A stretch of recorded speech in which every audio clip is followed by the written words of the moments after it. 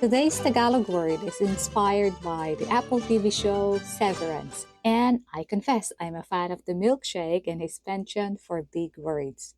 The word is Salumpwit or Salumpwit.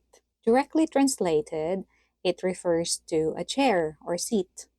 But its literal breakdown is what makes it amusing and unique.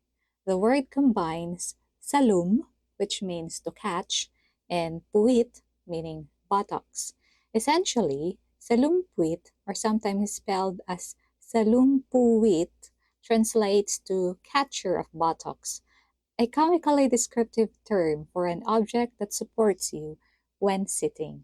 This creative word formation reflects the richness of Tagalog as a language, where everyday objects are described with a mix of practicality and humor. Interestingly, Salumpuit was coined around the 1950s. At that time, there were efforts to create native elements for commonly used Spanish-derived words such as cilia for chair. According to Jose Villa-Panganiban, it was initially coined by a critic of Lope K. Santos to ridicule his use and coinage of Tagalog words.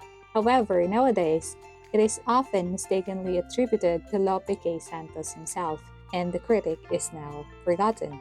Filipino wordsmiths often create new terms by combining existing words in playful ways, demonstrating not only the ability of the language, but also the light-hearted spirits of its speakers. We will have more of this in our Thursday Tagalog series, so please like and subscribe to support my channel. And the next time you sit down, remember the humble Salumpuit, a culture of buttocks that support not only your body, but also the imagination of a vibrant language and the Filipinos.